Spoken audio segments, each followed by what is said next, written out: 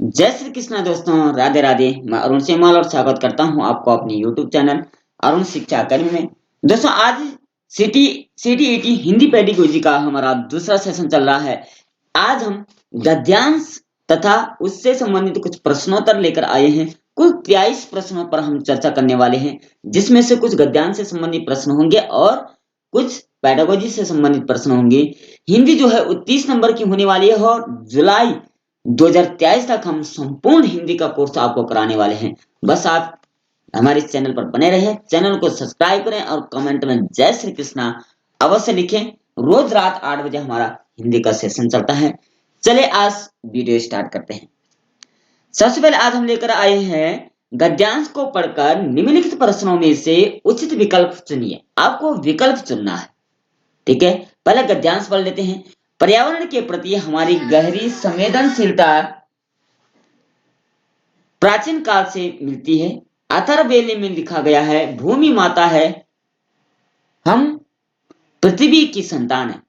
एक स्थान पर यह भी लिखा है कि ये पवित्र करने वाली भूमि, हम कोई ऐसा काम न करें जिससे तेरे हृदय को आघात पहुंचे। हृदय को आघात पहुंचाने का यह अर्थ है कि पृथ्वी के पारिस्थितिकी तंत्र के साथ क्रूर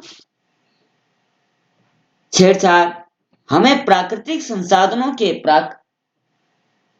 अप्राकृतिक और असीमित दोहन से बचना होगा। आज आवश्यकता इस बात की है कि विश्व के तमाम राष्ट्र जलवायु परिवर्तन के गंभीर खतरे को लेकर आपसी मतभेद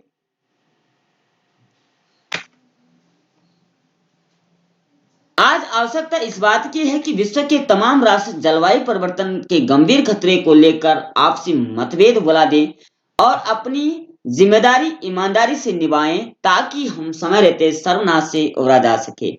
विश्व विनाश से निपटने के लिए सामूहिक एवं व्यक्तिगत प्रयासों की जरूरत है। इस दिशा में आंदोलन हो रहे हैं एंड अरण्य रोदन के बदले अरण्य संरक्षण की बात हो रही है। सचमुच आत्मरक्षा के लिए पृथ्वी की रक्षा करनी होगी। भूमि माता है और हम उसकी संतान है। इस कथन को चरितार्थ करना होगा। तो ये गद्यांश था। इससे संबंधित हम प्रश्न पूछने वाले हैं। चलिए आप स्टार्ट रहे। चैनल पर नए हैं प्लीज चैनल को सब्सक्राइब जरूर करें। पहला प्रश्न होगा, हम पृथ्वी की संतान है तो हमसे क्या तात्पर्य है। इधर लिखा गया था हम पृथ्वी की संतान है, हमसे क्या तात्पर्य हो सकता है। संसार के सभी लोग, एक खास देश के लोग, हम भारतवासी, हम सभी नागरिक। तो ये किसी नागरिक के लिए नहीं है, हम भारतवासी के लिए नहीं है, खास देशवासियों के लिए नहीं, बल्कि ये संपूर्ण विश्व की समस्या है पर्यावरण। इसलिए ये सभी संसार के लोगों के लिए आवश्यक है। प्रश्न नंबर दूसरा की बात करें, परिधन आवरण। परिधन आवरण का संधि विच्छेद होगा। परिधन आवरण सॉरी पर्यावरण का संधि विच्छेद क्या होगा, परिधन आवरण होगा। बात करें अगर यहाँ पर, तो यहाँ पर है यण संधि। कौन सी संधि हो जाएगी, यण संधि यहाँ पर हो जाएगी। यण की संधि की परिभाषा है इक से परे, ई उ री और री, ये प्लस से पहले होने चाहिए और प्लस के बाद अच आ ई उ री ली आना चाहिए। तो यहाँ ई पहले आ रखा है, ई को या यण, यण क्या होता है या व रा ला, यानी अंतस व्यंजन हो जाते हैं। ई को या हो जाएगा, रा हले या से, या हले ऊपर चला या हले आ से मिल जाएगा, पर्यावरण बन जाएगा। ठीक है। क्वेश्चन नंबर 3 की बात करें यहाँ पर, क्वेश्चन नंबर 3 की बात करें हम,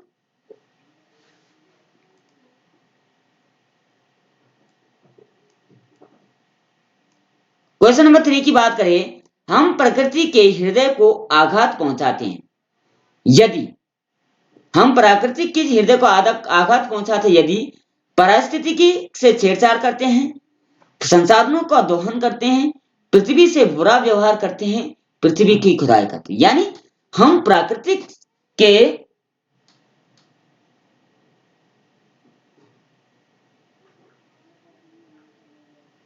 हम प्रकृति के हृदय को आघात पहुंचा रहे। हृदय को आघात पहुंचाना का मतलब होता है पारिस्थितिकी से छेड़छाड़ करना, संसाधनों का दोहन, इससे भी कुछ प्रभाव नहीं पड़ता। पृथ्वी से बुरा व्यवहार, इससे भी नहीं। पृथ्वी की खुदाई, इससे भी नहीं। लेकिन पारिस्थितिक जो परंपरा है उससे छेड़छाड़ करना। ठीक है, क्वेश्चन नंबर 4 की बात करें यहाँ पर, सर्वनाश से उबरा जा सके, उबरा का अर्थ क्या होता है, यानी उभरने का अर्थ क्या होता है यहाँ पर? हटा, निपटा, तैरा या बचा। हटा तो हो नहीं सकता, ठीक है, निपटा भी नहीं होगा, तैरा भी नहीं होगा, बल्कि उबरा का मतलब होता है बचा जा सके। उबरना यानी बचना, बचने की कोशिश करना, सर्वनाश से बचना, ये सर्वनाश से उबरना, ये पर्यायवाची शब्द आपस में हो जाएंगे। ठीक है, तो राइट आंसर हो जाएगा इसका डी ऑप्शन यानी घ। क्वेश्चन नंबर 5 की ओर चलते हैं। 5 है, जलवायु परिवर्तन से मानव जीवन में क्या परिवर्तन आया? जलवायु परिवर्तन होने से मानव जीवन में क्या परिवर्तन आया? का है, प्राकृतिक संसाधन असीमित दोहन हुआ, देशव्यापी आंदोलन प्रारंभ हुए, अरण्य रोदन के बदले अरण्य संरक्षण की बात प्रारंभ हुई, विश्व के तमाम राष्ट्र जलवायु परिवर्तन के गंभीर खतरे को लेकर आपसी मतभेद भुला दिए। तो प्रश्न नंबर 5 का जो राइट आंसर होगा आपका घ ऑप्शन इसका सही हो जाएगा, क्योंकि विश्व के तमाम लोग जलवायु परिवर्तन के गंभीर खतरे को लेकर आपसी मतभेद भुला दे। इन्होंने इस समस्या को गंभीर नहीं लिया, क्योंकि जल संरक्षण, जल पूरी सृष्टि पर बहुत कम है, पीने लायक बहुत कम है। वास्तविकता तो यह है कि जल तो भंडार भरा हुआ है, लेकिन पीने लायक नहीं है। तो पीने के पानी का संकट उभरा जा रहा है, इसलिए इसमें इस समस्या को आपको विशेष ध्यान देना होगा। क्वेश्चन नंबर 6 की अगर बात करें हम यहाँ पर, पर्यावरण विश्व के सभी देशों की अपेक्षा की गई है।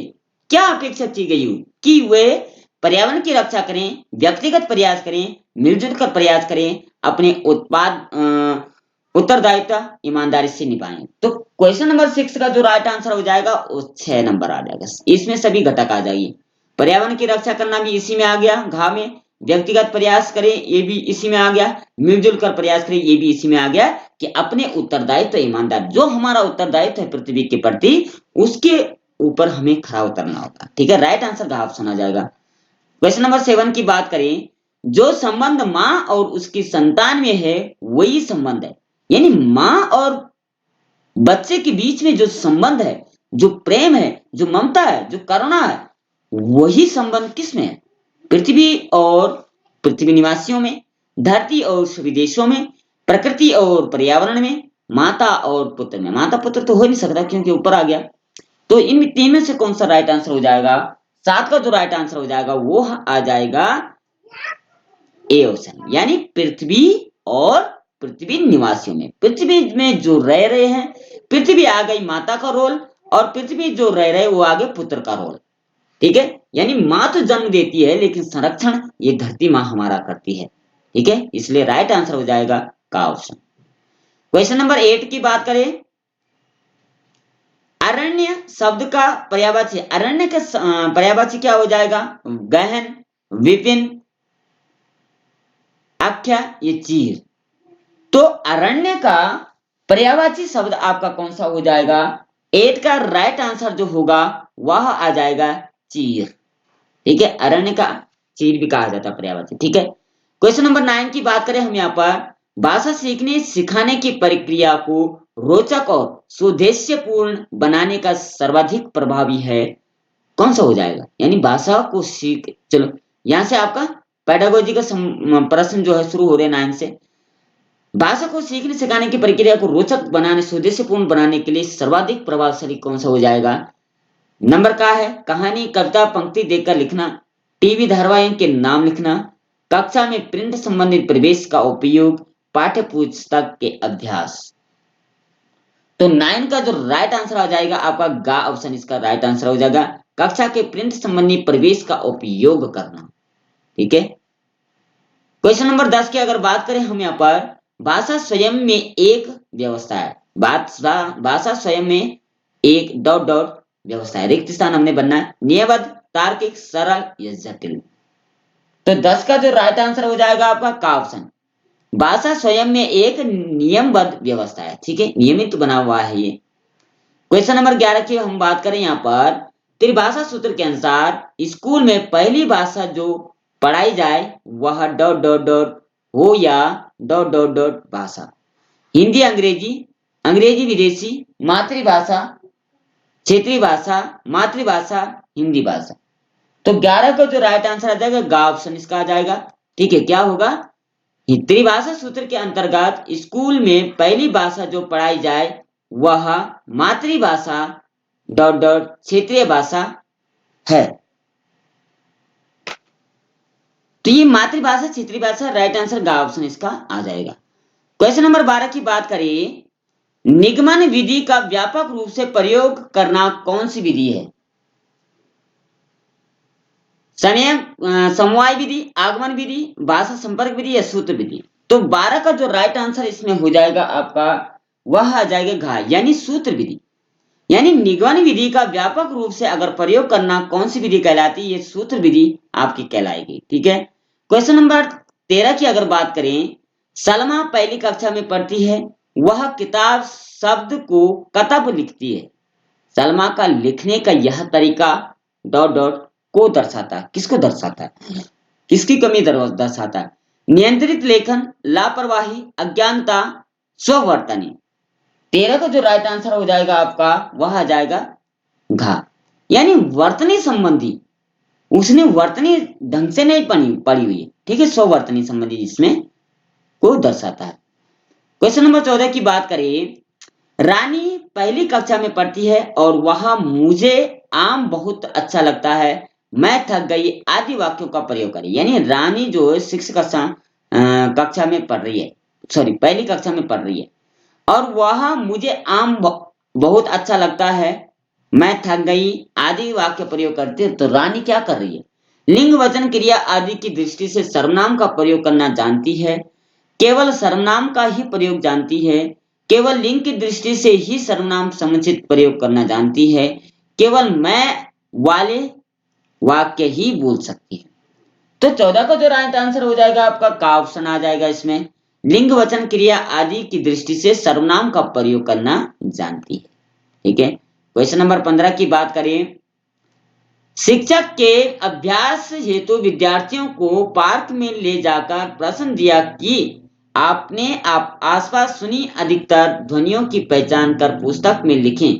कक्षा में एक श्रव्यबाधित बच्चा भी है, अर्थात का उसके विचार सुनकर खुद लिखेंगे, सहपाठी की मदद से उत्तर लिखेंगे कि कहेंगे, प्रश्न में उसे बच्चे की आवश्यकता अनुसार परिवर्तन करेंगे या उसे इस प्रश्न का उत्तर देने से मना करेंगे। तो प्रश्न 15 का जो राइट आंसर हो जाएगा आपका वह आ जाएगा गा ऑप्शन, यानी प्रश्न में उस बच्चे की आवश्यकता अनुसार परिवर्तन करेंगे। यानी पूरा प्रश्न हम बदल नहीं सकते क्योंकि फिर क्लास में किसी किसी को समझ आ रहा होगा, लेकिन उस बच्चे के अनुसार हम उसे थोड़ा बदल सकते हैं। ठीक है, क्वेश्चन नंबर 16 की बात करें, लिंगुआ फोन किस प्रकार की सहायता सामग्री है? श्रव्य, दृश्य, दृश्य श्रव्य या इनमें से कोई नहीं। तो 16 का जो राइट आंसर आ जाएगा ये श्रव्य सामग्री है। ठीक है, लिंगुआ फोन जो इससे केवल सुनाई देता है, दृश्य का मतलब दिखाई देना, और श्रव्य दृश्य जो दिखाई भी देता है सुनाई भी देता है। ठीक है, तो ये सिर्फ सुनाई देता है। राइट आंसर का ऑप्शन इसका हो जाएगा। क्वेश्चन नंबर 17 की अगर बात करें यहाँ पर, बच्चों की भाषा संबंधी बच्चों की भाषा संबंधित कर्मिक प्रगति की लेखा जोखा रखना डॉट डॉट डॉट संबंध है। पोर्टफोलियो से, उत्तर पुस्तिकाओं से, लिखित परीक्षा से, मौखिक परीक्षा से। तो 17 का जो राइट आंसर आ जाएगा का ऑप्शन आ गया पोर्टफोलियो से। ठीक है, क्वेश्चन नंबर 18 की बात करें, कोहलर के अंतर्दृष्टि सिद्धांत का शैक्षिक महत्व क्या है? बौद्धिक शक्तियों का विकास में सहायता, सरल में कठिन की ओर, व्यवहार को स्वरूप प्रदान करना, उपयोग सके। तो 18 का जो राइट आंसर आ जाएगा वह आपका हो जाएगा का ऑप्शन।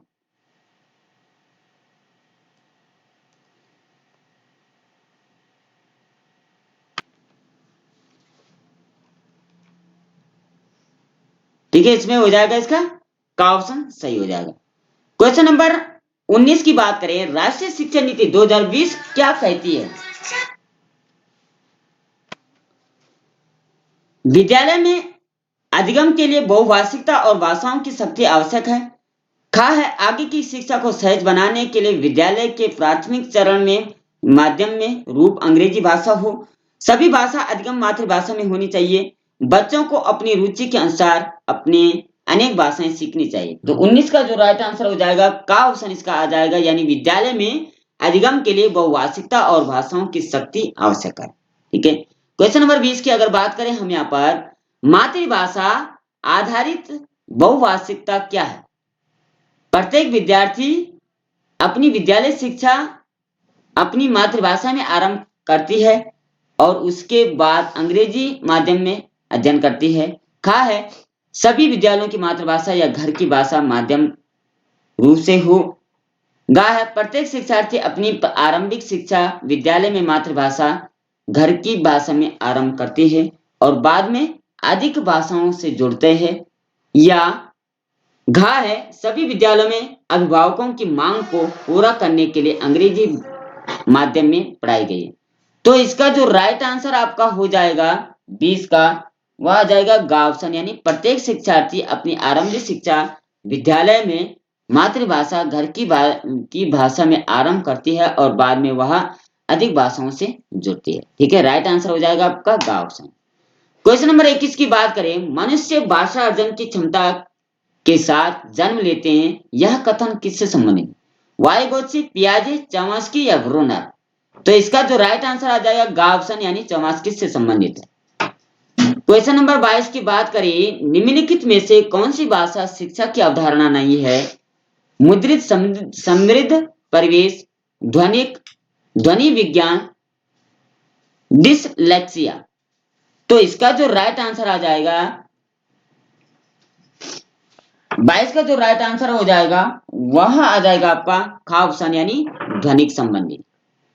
आज का आखिरी प्रश्न होगा, निम्नलिखित में से कौन सा आगमनात्मक शिक्षण विधि का दोष नहीं है?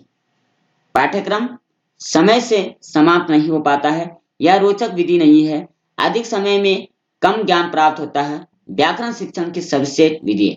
तो इसका जो राइट आंसर हो जाएगा घा ऑप्शन इसका आ जाएगा, यानी व्याकरण शिक्षण की सर्वश्रेष्ठ विधि है। ठीक है, तो कुल मिलाकर के 23 प्रश्नों का हमने आज विश्लेषण किया। आशा है आपको वीडियो पसंद आएगी। वीडियो पसंद आए कमेंट में जय श्री कृष्ण अवश्य लिखें और सब्सक्राइब जरूर करें। रोज रात 8 बजे हमारा CTET का सेशन चलेगा और हिंदी पेडागोजी पे जिससे जोड़ दिया जाएगा। तब मिलते हैं कल शाम को फिर, तब तक के लिए जय श्री कृष्ण, राधे राधे।